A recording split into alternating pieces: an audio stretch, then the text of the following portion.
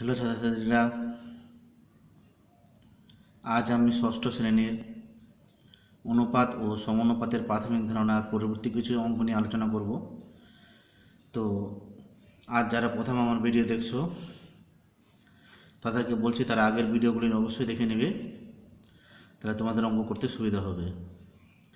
তো আজ আমি প্রথম যে অঙ্কটা পড়ব সেটা দেখো যে সমানুপাতগুলোকে কয় ভাগে লেখা যেতে পারে।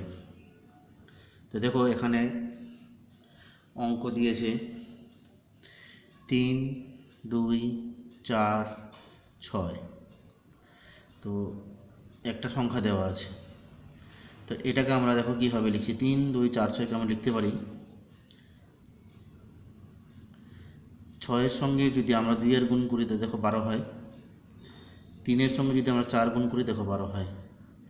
তার মানে এই দুটোর গুণফল আর এই দুটোর গুণফল মিলে যাচ্ছে। তো দেখো আমি কীভাবে করছি, 3, 2, 4, 6 এইভাবে একটা অঙ্ক দেওয়া আছে। তো এটাকে আমরা যদি সমানুপাতে প্রকাশ করি তাহলে কীভাবে করবো সেটা দেখো। যদি আমরা যেইভাবে আছে হিসেবে যদি চিন্তা করি তাহলে 3 আর 6 গুণ করলাম হলো কত 18, 2 আর 4 গুণ করলাম হলো কত 8। তো দুটা মিলছে না, তার মানে এইভাবে দেখলে সমানুপাতে প্রকাশ করা যাবে না। তো সমানুপাতে প্রকাশ করার জন্য আমি লিখবো ওকে 3, 6, 2, 4 এইভাবে যদি আমরা লিখি দেখো এটা সমানুপাতে প্রকাশ করা যাচ্ছে। 3 আর 4-এর গুণ করলাম 12, 6 আর 2 গুণ করলাম 12। তার মানে এটাকে কীভাবে লিখতে পারবি 3:6 সমানুপাত চিহ্ন 2:4 এইভাবে লিখে যেতে পারে। এটা একটা প্রসেস। তো এখানে যে দুটো প্রান্তীয় পদ আছে 3 আর 6 সেটাকে আমি চেঞ্জ করে দিচ্ছি। প্রথমে লিখছি 4, 6, 2, 3। তো দেখো এই 1 নম্বরটাকে আমি এইভাবে লিখতে পারি। দেখো এটা তো 4 আর 3 গুণ করলে 12, 6 আর 2 গুণ করলেও 12। এবার যেটা মাঝখানে আছে সেটাকে চেঞ্জ করে দিচ্ছি। দেখো 6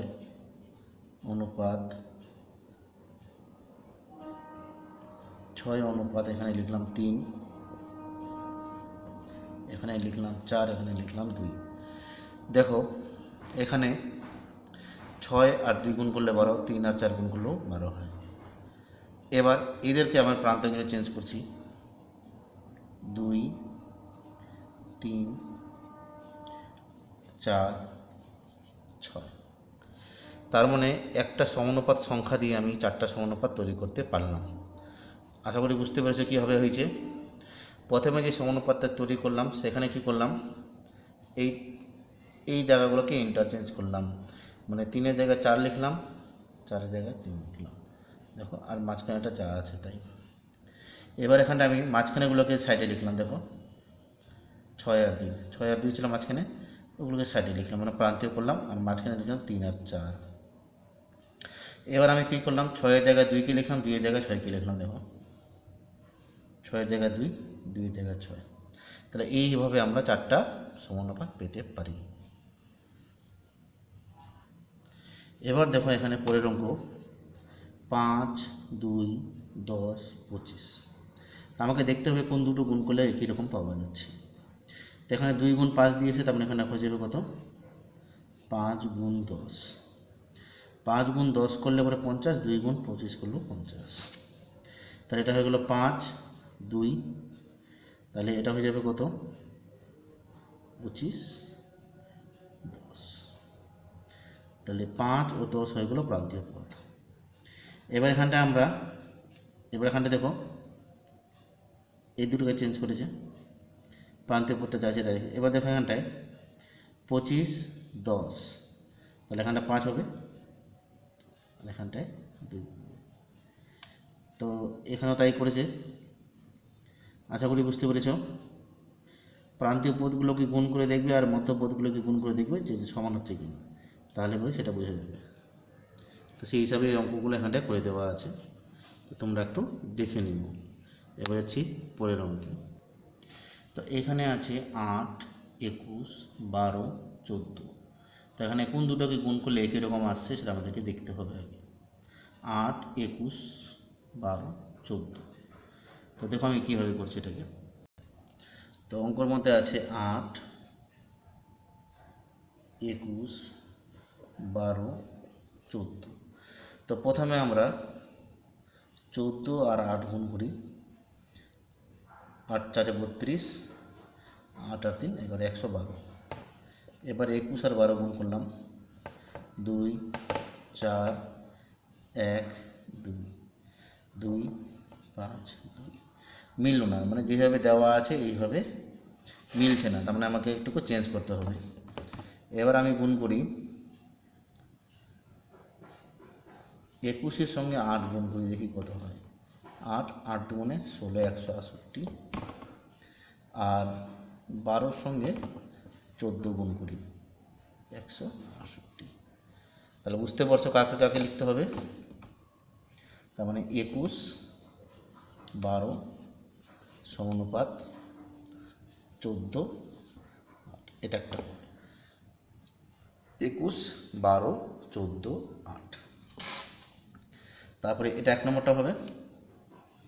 2 নম্বর দেখো, এগুলোকে প্রান্তীয় পদগুলো গুণ করলে যা বের হবে মধ্যপদ গুণগুলো তাই বের হবে। এবারে এই জায়গাটাকে চেঞ্জ করে দিব, এখানে 8 দিব, যা আছে তাই, আর এখানে লিখে দেব 21। তো 2 নম্বর হয়ে গেল। 3 নম্বরে আমরা এইগুলোকে সাইডে লিখব, মানে 12, আর এখানে লিখব 14, আর এখানে লিখব 21, আর এখানে লিখব 8।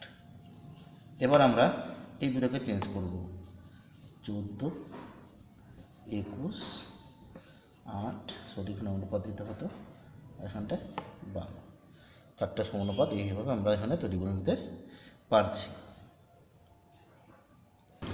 তাহলে আমরা যদি এখানে অঙ্কে যদি আসি, তো আমরা অঙ্কে কী পেলাম, 8 আর 21 গুণ করলে যা বের হবে, 12 আর 14 গুণ করলে তাই বের হবে। তো প্রথমে আমরা প্রান্তীয় পদকে ধরলাম 8 আর 21, মানে 8 21, এখানটায় 12 14। এবার এখানে প্রান্তীয় পদ ধরলাম আমরা 21 8 21 8, এখানে 12 14। তো এখানে প্রান্তীয় পদ ধরলাম 12 14 12 14, তাহলে এখানে হয়ে যাবে কত, 21 8। এবারে আমরা প্রান্তীয় পদ ধরব 14 12 14 12 21 8, এইভাবে আমরা করতে পারি। তো এরপরে যে অঙ্কটা আছে 7 14 7 10 14 8, এখানে দেখতে পাচ্ছি এখানে আমি দেখতে পাচ্ছি এর মধ্যে কোনো দুটি সংখ্যার গুণফল অপর দুটি গুণফলের সঙ্গে সমান নয়, সমান কোনো মতেই হচ্ছে না, সেজন্য এটা সমানুপাতিক পদ নয় হবে। তোমরা ট্রাই করে দেখতে পারো, 7-এর সঙ্গে 10, 7-এর সঙ্গে 14, আবার 7-এর সঙ্গে 8 গুণ করে বাকিগুলোর সঙ্গে মিলছে কিনা দেখতে পারো। এবার নিজে করি অঙ্কগুলোতে আসি। একের অঙ্কে বলেছে যে সমানুপাতে আছে কিনা দেখি, আর যেগুলো সমানুপাতে আছে প্রত্যেকটা ক্ষেত্রে যতগুলো সমানুপাত তৈরি করে সেটা করা যায়। আমি তোমাদেরকে খালি বলে দিচ্ছি যে কোনটা কোনটা হবে আর কোনটা কোনটা হবে না, বাকিগুলো তোমরা করে নেবে। তো 1 নম্বরটা দেখো, 3-এর 1। তো 1-এর এ নিজে করি 21.3। তো এ নম্বরটা আছে কত, 3 15 4 20। তো দেখতে পাচ্ছ 3 আর 20 গুণ করলে পরে যা হয়, 15 আর 4 গুণ করলে পরে তাই আসে। তার মানে হবে 3 15 4 20, একটা হলো। এবার এখানে চেঞ্জ করে দেবো, 20, এটা 15, এটা 4, এটা 3। এবার আমরা মাঝখানেগুলোকে সাইডে লিখবো, এটা 15, এটা 20, এটা 3, এটা 4।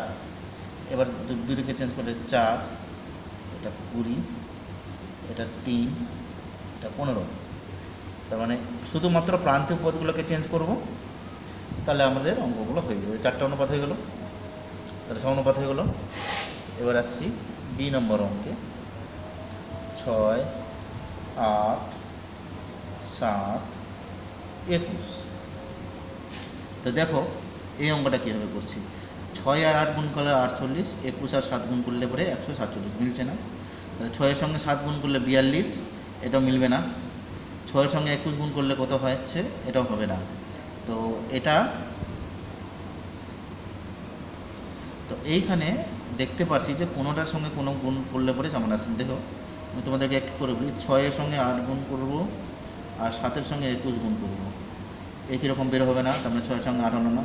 এবার আমি 6 এর সঙ্গে 7 গুণ করব আর 8 এর সঙ্গে 21 গুণ করব, তাহলে এটা তো হচ্ছে না। এবার 6 এর সঙ্গে আমি 21 গুণ করব আর 8 এর সঙ্গে 7 গুণ করব, এটাতেও মিলছে না। তাই এখানে দেখতে পাচ্ছি কোনোটার সঙ্গে কোনোটা কিছু মিলছে না, মানে গুণগুলো একই হচ্ছে না, তার মানে এটা করা যাবে না, তার মানে এটা সমানুপাত নয়। এবার সি নম্বরটা দেখো। সি নম্বর অঙ্কটা দিয়েছি কত, 5, 15, 7, 21। তো এইখানে দেখো আমরা যদি 5 আর 21 গুণ করি, 15 আর 7 যদি গুণ করি, তাহলে এই দুটারই গুণফল 105 হয়। আমি বুঝতে পারছি তো কী হবে, একটা 5 এখানে 21 আর মাঝখানে হবে 15 সমানুপাত 7। এবার আমরা জায়গাটাকে চেঞ্জ করে দেবো, 5-এর জায়গায় 21 লিখবো, 21-এর জায়গায় 5 লিখবো, তার মানে 21।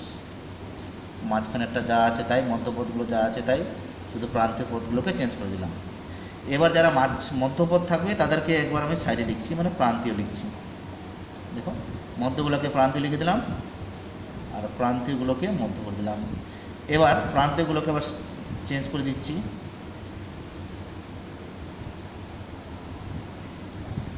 হয়ে গেল। দেখো এখানে প্রত্যেকটা যার সঙ্গে গুণ করবো প্রত্যেক ক্ষেত্রে 105ই বের করবো। আশা করি বুঝতে পেরেছ। এবার দেখো ই নম্বর অঙ্ক।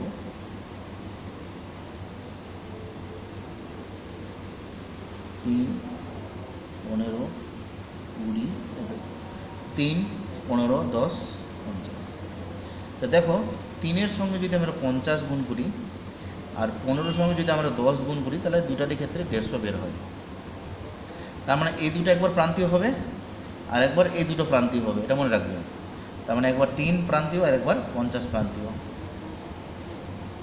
আর মাঝখানে একবার এখানে 15 লিখবো আর এখানে আমরা 10 লিখবো। এবার এগুলোকে জায়গায় চেঞ্জ করব, 50 আর এদিকে 3 লিখবো, এটা 15 15ই থাকবে, 10 10ই থাকবে। ঠিক আছে। এবার আমরা 15 আর 10কে প্রান্তে লিখবো, এখানে 15 লিখবো আর এখানে 10 লিখবো আর মাঝখানে লিখবো 50 আর 3। এবার আমরা 10কে আগে লিখবো, 15কে পরে লিখবো আর এখানে 50 এখানে 3। তো এইভাবে আমরা কিন্তু সমানুপাতগুলোকে করব। আশা করি বুঝতে পেরেছো কীভাবে করা হচ্ছে। এবার সি নম্বরটা ছাড়া পড়েছিল, সি নম্বরটা দেখি, সরি সি নম্বর বলছি, ডি নম্বরটা। ডি নম্বর অঙ্ক আছে 7, 21, 4, 12। তো দেখো এখানটায় 7-এর সঙ্গে 12 গুণ করলে যা বের হবে, 21-এর সঙ্গে 4 গুণ করলেও তাই বের হবে, মানে কথা সেটা 84। তাহলে এটা তোমরা বাড়িতে করবে, এই মান দিয়ে তোমরা বাড়িতে করবে। একবার এই দুটোকে প্রান্তীয় লিখবে, এই দুটোকে মধ্য, আর একবার এই দুটোকে মধ্য লিখবে আর এই দুটোকে প্রান্তীয়, আর একবার এই দুটোকে প্রান্তীয় লিখবে আর এই দুটোকে মধ্য লিখবে। এবার 1 নম্বরটা 2, 6, 7, 21। তো দেখো এখানটায় 2 আর 21 গুণ করলে যা হয়, 6 আর 7 গুণ করলেও তাই হয়। তার মানে একবার 2 আর 21 প্রান্তীয় আর একবার 6 আর 7 প্রান্তীয়। ঠিক আছে, একবার 21 আর 2 প্রান্তীয়, একবার 7 আর 6 প্রান্তীয়, এর মধ্যে হয়ে যাবে এগুলো। তো এইভাবে চেষ্টা করবে, তোমরা পারবে করতে, আর কমেন্টে জানাবে যে হলো কি হলো না। এবার 2-এর এ নম্বর অঙ্ক। 3.5, 7, 2,4। দেখো এখানটায় এটা কি করে সমানুপাতে আমরা করতে পারবো। তো দেখো এখানটায় 3.4 এর সঙ্গে 3.5 এর সঙ্গে গুণ করলে পরে কত হয়, আর 7 আর 2 গুণ করলে পরে কত হয়। দেখো তো 5 4 20, 4 3 12, 12 আর 2 14, আর এটাও গুণ করলে 14, তার মানে এটা হবে। তার মানে তোমাদেরকে একটু আগে বলেছিলাম, এই দুটোকে আমি প্রান্তীয় লিখব। দেখো প্রান্তীয় লিখে দিয়েছি অনুপাত দিয়ে, তারপর প্রথমে 7 লিখব অনুপাত, তারপরে 2 লিখব, হয়ে গেল। এবার 4কে আগে লিখব আর 3.5কে পরে লিখব, সমানুপাত চিহ্ন, এটা 7 হবে আর এটা 2 হবে। তো এবার 3.5 আর 4 দিয়ে হয়ে গেল। এবার 7 আর 2, একবার 7 আর 2 প্রান্তীয় হবে, মাঝখানে হবে 3.5 4। আশা করি বুঝতে পেরেছ। এবার 7 আর 2টাকে চেঞ্জ করবো, 2 হবে এখানটায়, এখানে হবে 7, 3.5 4, ঠিক আছে।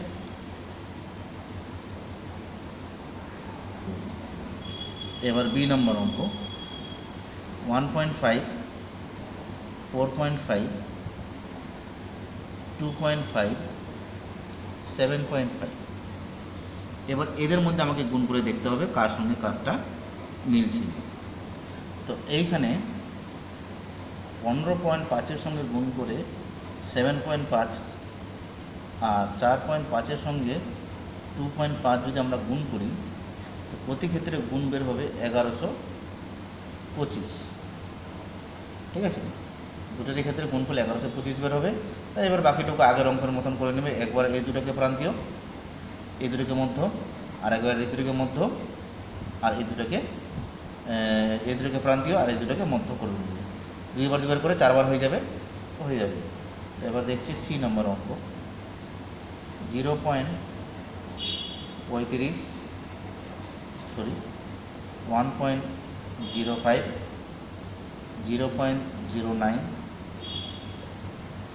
0.27। তো এইখানে আমরা 0.35-এর সঙ্গে গুণ করব 0.27, আর 1.05-এর সঙ্গে গুণ করব 0.9। তো এইগুলোকে গুণ করলে বের হবে সমান সমান